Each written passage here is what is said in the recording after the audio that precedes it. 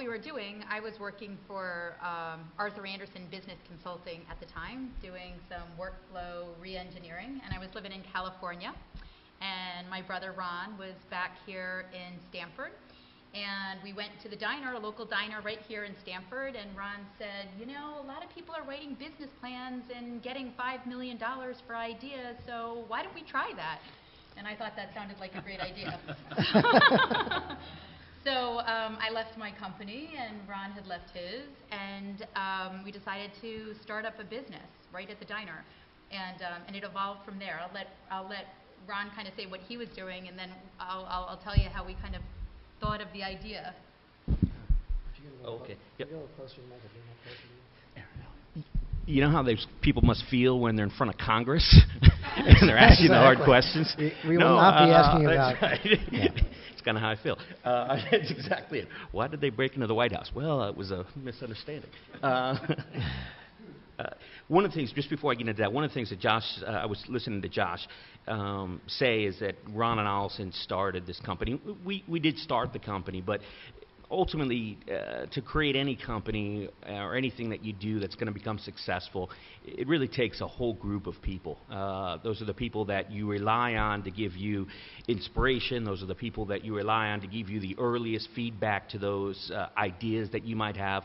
You rely on people to guide you in those processes. And then you rely on the people, the team that you build. And the reason I want to step back and say that is because the success that Design to Launch has achieved was because of a lot of individuals in the process, and continues to be successful because we were in a position to attract talent, and that talent allowed the company to grow way beyond our expectations. So, I was just listening to Josh, and you can see Josh is a consummate professional. He has the capability of bringing complex ideas and breaking it down so that, I used to joke with Allison, you have to be able to explain it so mom understands what we're doing, right? So, you'd have this really complex thing, you'd have all these technology people around, and they use all these acronyms, and you'd have to take a step back, and you'd say, okay, well, what are we really doing, And so I wanted to just make that point, that at the end of the day, success is built based on the team and the people that you surround yourself with, and that's why I think having an innovation center at Stanford is so crucial, because if you're able to bounce early ideas off of people, you're able to hone your concepts and come out with a stronger idea to the marketplace. So, that was my tangent. I love that. Okay. And we'll get to your question in a second, Take Peter. your time. But, we also have a lot of Design to Launch people here in the audience, so it's really nice for everybody to be here. And John Malloy was one of the very first employees ever. Absolutely. And that was back in 2000, and he's still with us today, so that's really nice. But a little bit more on the Innovation Center. When Ron and I started this business, I remember, since he pulled me back from LA, I moved in with Mom and Dad for a little while, and we started it out of my bedroom upstairs. And there wasn't enough space for us to get any desks in, so we moved my bed out, and we put down egg crates, and I would sleep on the egg crates during the night, and then we'd roll it up, and we would have these meetings. And then eventually we moved it to Ron and his wife Julie's house, and eventually we moved it over a lap dance place. And Ron and I would always joke because we would have customers that would want to come and see our place, and we'd have to have the meetings at 9 a.m. in the morning, because starting at 1 or 2 in the afternoon, you'd hear dun dun dun dun dun dun dun. So, and we progressed. But if we had a place, such as the Innovation Center, then maybe we could have been a little bit more respectful, from the get-go. That's funny. But so Ron really had a background in product development and in marketing and in sales. And I had a background that was more finance and operations and workflow oriented. And so when Ron convinced me that we should start something, we first decided we would consult while we tried to figure it out. First, we needed to write this business plan that was going to get us all of this money, and that was the end of '99 going into 2000, before the dot-com bomb. So, we were gung-ho that it was going to be easy, and it never is. And so we picked up a consulting job for The Body Shop, which is out of London, and they were doing a launch in the US for their Christmas promotional line. And we started to consult on helping them bring these packaging lines, for this Christmas promotion. And error after error after error started to occur. And just to share, one example, there was one product that was going to be in a clear bottle, and the ingredients inside was an amber color. And so you would think that with a clear label, they might have chosen a white font, something that you could read when you pick it up in the store. And somehow somebody called over our heads, and the next thing we knew, they started coming out with this amber font on top of the amber ingredients, and you couldn't even see, what the product was. And so these issues were happening, and we realized that there was no accountability or any way to manage communication on launching new packaging and new products. And so it was from that consulting opportunity that kind of gave us the idea, actually gave Ron the idea, let's start a company that'll help with packaging. And when we started it thinking we were going to expedite packaging by helping people bring together stock components. And the very first company idea was called stockcomponents.com. It was just going to be a website. And try to get packaging together and expedite packaging out to the marketplace. And somewhere along the way, we decided to change it to a software company. And we were sitting in our parents' living room, and these are all trials and tribulations that I'm sure everybody goes through when they're starting companies. And I said, oh my goodness, I don't know anything about software. Maybe we should pull our parents in and see what they think. And Ron kept saying, this is the right thing. And so it evolves. I think every time somebody starts a company, you start with an idea, and it eventually evolves. And that's kind of how it started to get off the ground. Yeah. Absolutely. I'll add two things to it. One is that if you look at the impetus of an idea, and it's probably the wrong word, but if you look at the initiation of an idea, we realized doing that project that it took consumer packaged goods companies, that's CPG, Josh used that acronym up there, on average 18 months, I'll use an example from Colgate, it takes Colgate-Palmolive, or did, 18 months to launch a new tube of toothpaste. And for the life of us, we couldn't figure out why would it take you 18 months to launch a new tube of toothpaste. It seemed like, it's not that hard. And then when you looked into it, we would say to ourselves, well, maybe it's because they need to formulate a new formula. And, they have all these scientists that work somewhere, and that they take a long time. Well, when we dug deep, that wasn't the issue at all. They could come up with a new formula to do a new toothpaste very fast. They just couldn't get the packaging together, the concept of how they're going to package it, and then go through the regulatory process and get it to market, and it took 18 months. So at that time we were young, and we were really, we thought we could change the world, and we said, well, 18 months, we could obviously do better than that. We got a way to figure this out. And so that when we decided to create a software platform that allows people to communicate more effectively, and as Allison said, allows better visibility into changes that occur during the process of bringing a product to market, we were able to address that need. And then I think the biggest takeaway here, and then we'll go back to the questions, are you need to be able to be flexible when you start a business. Your initial hypotheses are probably wrong, and you need to be able to work with your customer and continue to identify the pain points that your customer, if you're going to be selling to a business or something like that, what are they experiencing? And if you listen hard enough, and you're not too thick-headed, you'll actually morph your idea into what they're looking for.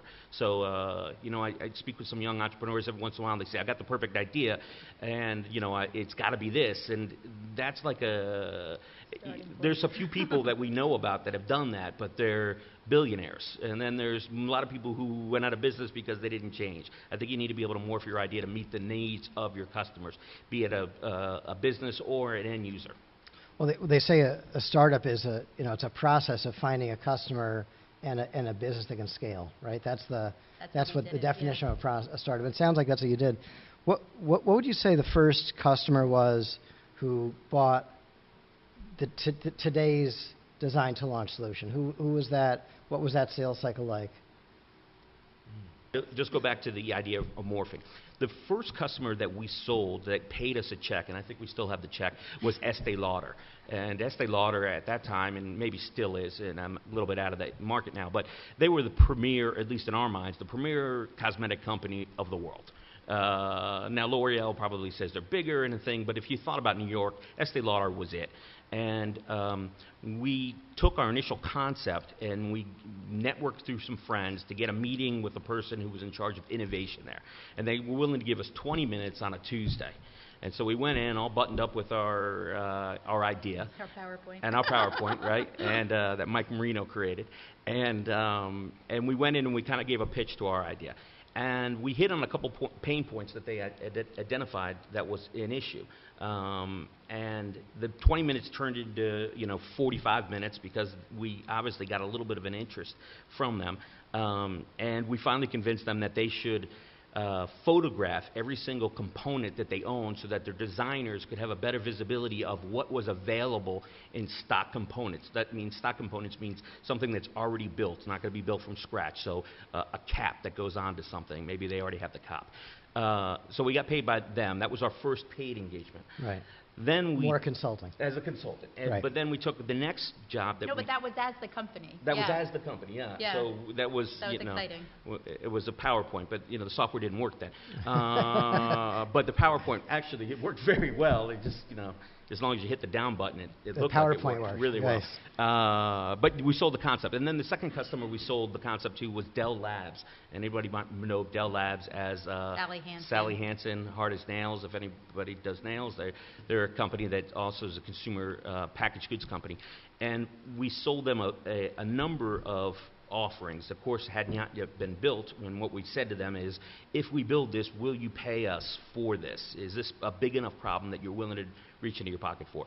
And the Dell Labs liked the communication capability more than they liked the idea of creating stock components, and they said our real problem is communication. So then the next day we call Estee Lauder and say, we're thinking about adding some additional capabilities to here. We think also, in addition, because of our brainstorming session, that you probably also have a problem with communication. And Estee Lauder said, absolutely, we got a thing on communication. So now we had two people telling us, that there was the same problem, and so we built off of that. Nice. And that's how that progressed. Right. Customers are the answer, right? And every customer after that, we're still getting ideas and we're still building.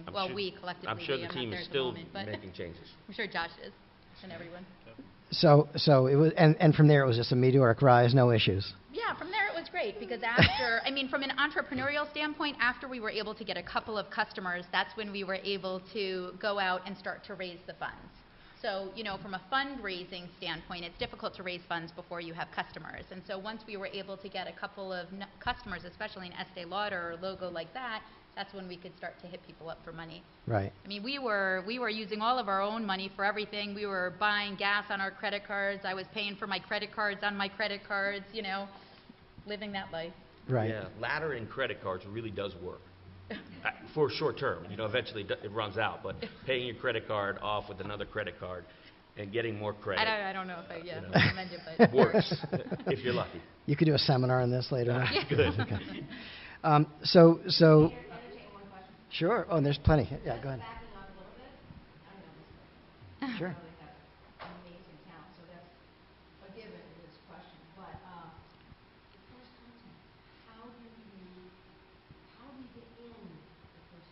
So I'm just going to repeat the question. The first contact, how did we get in? Into a customer? You're cold. Sure. They don't know you. They don't even know what you're talking about. Sure. They don't know your towns. They don't know anything. How do you get that one first? Yeah. So to answer this fantastic question right here, how do we get the first, how do you get in the door? We started with an advisory board.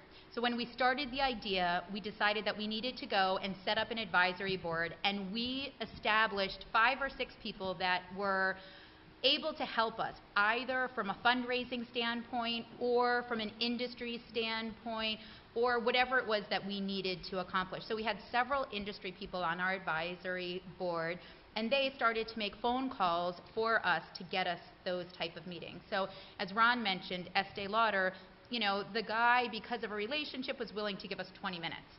20 minutes in his day. And so we went in and we had that 20 minutes, and from there, since it was a great idea, it started to evolve. So I'm a big advocate on advisory boards. And when you raise money, you can choose to then change it to a board of directors. But networking is fantastic, and I'm sure that the Stamford Innovation Center here, enables networking. And so networks, I think, are absolutely critical.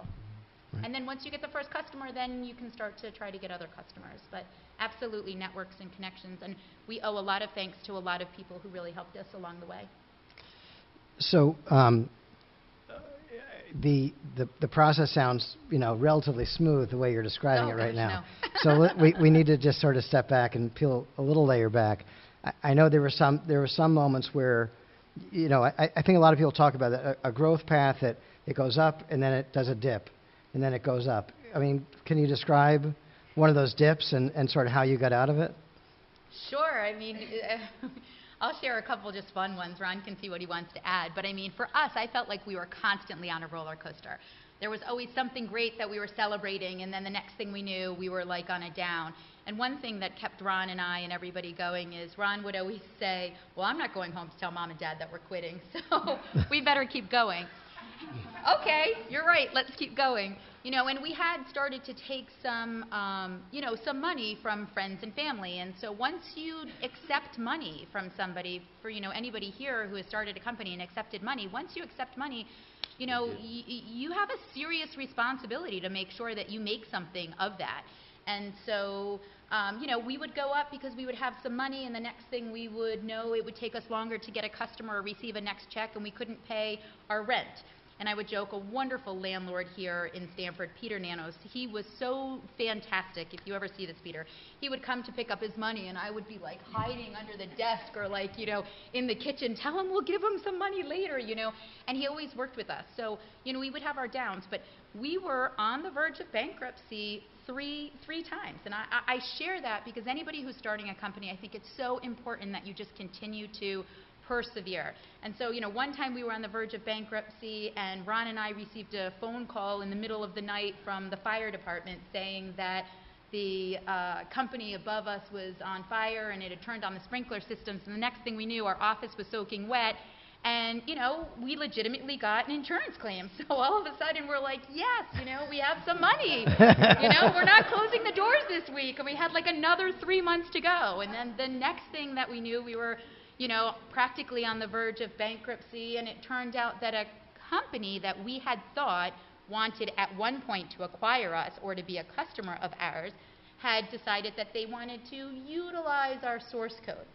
And we received a telephone call from an employee who said, hey, I want to let you know that there's this company who is utilizing your source code. I said, well, why are you calling us? And he said, well, because when I went to tell senior management that this was not nice, they fired me. He's like, and I'm disgruntled, I'm upset about it, and so I don't want, this to happen to you guys. So he said, well, thank you, that's so nice. And so the next thing we knew, we sent a letter off to the company saying that's not nice, and they sent us a check to apologize, and wow, we had money again, So it was these type of ups and downs that we had to live in. And the last one, Ron and I were trying to figure out what to do at one point, and I tell this funny story of, Ron, what are we going to do? We have to sell the company. I'm going to move to Italy. And I was in bed with the covers over my head, freaking out that, we were going to, not be able to support all of these employees and all of these obligations and all of these customers. And it turned out that a woman who had seen Ron and I present in Boston, a wonderful woman, her name is Stephanie Hanbury Brown. She's a terrific resource. She now runs Golden Seeds. She was in her office, she had seen Ron and I present, and she wanted to invest in the company. And I got out of bed, and I took a shower, and I went in to meet with her. And over the weekend, Ron and I and her put together a term sheet that made sense to our investors and to everybody else, and we raised some funds, and we were able to go again. So I feel like every day was an up or down, and perseverance was absolutely critical in order to succeed. Yeah, absolutely. I think that at the end of the day, you always, at least when I look at in the news, you hear about the successes, and they seem like they're overnight. And there's a few, like there's a few people that win the lottery, right? And so you hear about them, maybe Google or some of these larger companies that do it. But what our experience is that it took longer, was harder, and was scarier than we thought about before we began the journey. But one of the things that Allison touched on that I want to drive home, I try to drive home when I speak with young entrepreneurs, is that you ultimately have to be 100%. It is easier to be 100% in with no back-out plan because it gets really scary. And you naturally want to stop doing it, or you can't pay your mortgage and you've already a prime example, my wife's here, we got a second mortgage, and then we fell behind on our second mortgage, and we couldn't pay our mortgage, and then we had to borrow money from my parents and her parents to begin paying our mortgage. And those are the times when you go to bed at night and you say, you know what, I could just go back and get a job. I used to make money working for somebody else, and now I'm not making money and I'm spending money. And the thing that I think keeps you in there is that you have to determine that there is no exit. The only exit is going forward. And Hugh Seaton told me something, I think Cortez, is it Cortez? Cortez, and I'm not as familiar as he is, but he burned his ships once he got to... That's the story, yeah. Yeah. Burn the ships. Burn the ships. And I always thought of that. We used to use the analogy that you need to get all of the people on your team to believe they're in a lifeboat. And the lifeboat ultimately has to get to land to be successful. Because if you don't get that mentality in a startup, and you do experience, which you probably will, some really deep dives in it, you'll get rattled and you'll quit, or your people will quit, and then that'll force you to quit. So those are two takeaways. You make sacrifices. I didn't have any assets to sell, so my sacrifice, I guess, was, that I was like borrowing rent money, and Ron and Julie were letting me live there and all of these wonderful things. But, Ron sold his car, and other things that he started to sell off because he knew that we were going to make it, and his wife supported it. And, so there's sacrifices that you have to make. And then luckily once we sold the company, he was able to buy that kind of car back. So that was kind of fun. Actually, first I sold my wife's car. Then I sold my car. And then we got an old car from my in-laws as a present. And it was so old that one of the young guys that was on our team said, I used to drive that car in high school. He goes, but mine was a newer model. So that's how we did that. That's one, I'm sitting here thinking about what you just said, how you involve family. I'm not necessarily sure I recommend that. That's a risky proposition. And going into business with family is also very risky, right? So you have to have, the right family, and they certainly have that. And you have to have the right skill sets within. These two work really well together for a lot of reasons, but it's because they do things well. Mm-hmm. You can tell them how you decided to split things up, but yeah. I don't know if we ever really decided. We were always, kind of co-everything. We were always co-presidents and co-CEOs, and we were always taking turns depending upon, at the moment, what made sense. If we were raising money, maybe my GE Capital experience made sense. If we were talking to customers, maybe Ron's experience made sense. So everything was really co. But I guess I would say that I gravitate toward the finance side, the operations side, the process side of things. And I would say that Ron naturally gravitates toward strategy and sales and marketing. So we kind of just ended up that way. And interestingly enough, when we were acquired by Kodak, I think they often even had a hard time, where does one person, end and where does the next begin? And I think the fact that we just had ultimate trust in one another, ultimate trust in our partner, knowing that that partner was picking up, pieces that you might be leaving behind, really helped. But from a title standpoint and role standpoint, that was we didn't get too much into it, but that's what I would say. Sales and marketing strategy. Ron really was, I would say, the brains behind the idea, and I'd like to think that I really helped implement it and help bring it to fruition. Yeah. So go ahead. Yeah, if I just add to that, our experience is, I would say, my opinion is, it's sometimes easier to if you start a company with another person, especially if you have different skill sets. And Allison and I do have different skill sets, and she's kind of articulated the areas that we gravitated to.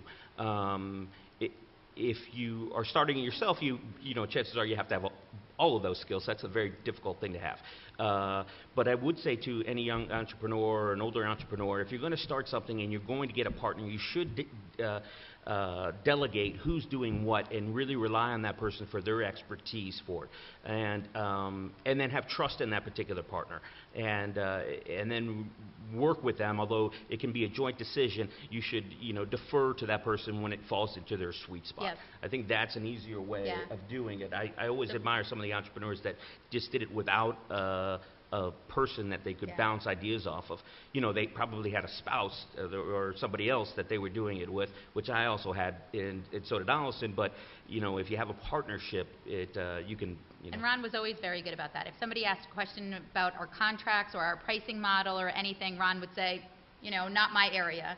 And so he was great. But another thing is we really surrounded ourselves by talented people. Interestingly enough, we started a software company, and neither of us had a background in software. But we surrounded ourselves by really smart people. We have Alex Shields in the audience here. He is one of the technology people. But anytime that we saw a gap, we would bring in that expertise, and I think that's really important. Yeah. Hire smarter people than you are. That's a good and one. then you can become successful. Right. My last question, and then we're happy to take questions from the audience, is, so you started in 99, 2000. At what point did you sort of know that you were not going to have to shut down, that you were more likely to exit through a sale or an IPO? What year do you think that finally became real to you? I think for me, Ron and I talked about this a little bit today. We said, well, every day, I don't know, was a struggle. But I think for me, when we raised our venture capital money, it was at a time that the dot-com bomb had occurred. And so the institutional money, and understandably so, was very concerned about the entrepreneurs or founders running the business. And I understand that. And so we were in a situation where we brought in people above us when we took the institutional money in order to meet the demands of our investors. And I understand that. And I must say, our investors were fantastic. They stayed with us all the way through to the end, even when we hit trouble times. But to make a long story short, in about 2004 was one of the times that we really hit a trouble time, and they were trying to figure out what to do. And they came to us in partnership, which was nice, and said that they were going to remove the other executives that they had placed in there, and they were going to give us, who were the founders with the real passion to drive it forward, the opportunity to bring it to the next level and be successful. So I felt like for us there was a little bit of a rebirth of the idea in that 2004 timeframe. And when I got out of my bed that time and met with Stephanie Hambury-Brown and everybody rallied with us, including the VCs, to enable us to get a fresh start, that's where I felt like the clear path was there. We were partnering with Kodak. We were partnering with some terrific other partners out there. Partners are absolutely critical. We were getting another round of funding. We had removed, other people whose ideas maybe we agreed with or not, and it was finally us and the fantastic team that we had surrounded ourselves with. It was kind of, at this point, sink or swim, or Right. sink or make it. And that's, for me, okay, So we're going to re-up. And we sat with our chairman, Steve Maloney, fantastic chairman. I highly recommend you surround yourself by, a great board. And I remember we sat with him in the old Bennett's, and he said, do you guys have another 3 to 5 years in you? Because if you take this round of financing, Allison, are you going to be able to postpone your plans to, move to Italy? I had just met this Italian guy who I now married, and we did move to Italy after we sold the company. So Ron bought his car back. I did move to Italy, so we got to, meet those things. But we decided to put another 3 to 5 years, and that was the aha. In 2004, we took in that last round. In 2005, we finalized it with our partnership. And by 2007, about 24 months after we had closed that round of funding, Kodak came and said, can we acquire you? And it took us from the summertime until April 1st of 2008, and it was fantastic. And we were saying, thank goodness we exited in April of 2008, because that was the year that the stock market hit hard in August. So, timing is everything. We were always bad on the raising of money, but the exit was you nailed it. The exit was the right one. Nailed it. So for me, that's when I felt like we were going to really make it. It was us. Yeah. Allison was much more optimistic, I think. No, I don't think so. But in the thinking back on it, because Allison said that might be a question. There was 2 times that slightly different. One is when you are able to take back the control of the thing that you created, really gives you a lot of power back, and then it's really based on just your ability and the team you're surrounded yourself with to succeed. So that was a big step forward. When we started it, we wanted to create, and I think you should think about this if you're an entrepreneur. What is your end strategy? You should think about, what do you want this to be? And early on in 2000, we had said what we want to do is we want to create a business, we want to grow that business, and then we want to sell that business to somebody. Yeah, and we knew we weren't going to do IPO. We knew, you're Yeah, right, we knew so- it would be an exit through a sale to a... So Another each company. time, yeah, absolutely. So each time when we thought about who to partner with or how to structure a relationship, we always had that end in sight. The idea was we're going to get it successful, and then we're going to have somebody buy it, and then they're going to bring it to the next level. And so we created relationships with companies that specifically could buy us out at the end. And Kodak was one of probably 5 that we created relationships with. And at the end, they were the company that came forward with the most amount of money, and it was cash, and it was a great exit time for us because the business required an additional investment and in the business itself. But my time that I thought we actually made it was before that. It was in 2006, and I was in a van with Rusty Oxer, who's still at the company, and we were in Germany, and we had signed Pfizer, and Pfizer's the world's largest pharmaceutical company, and we were going into a meeting with all Germans and us, and we were transforming the work process that they were doing. In the back of my mind, I say, if we are in Germany and we are teaching the Germans how to streamline a process, then we actually have something here. Now, I don't know, how it's going to be worth something, but we are, you're teaching the Italians how to paint. You realize that you've created something that has Right. value, and I think that was the time that it hit me. That's a great picture. I can just see it.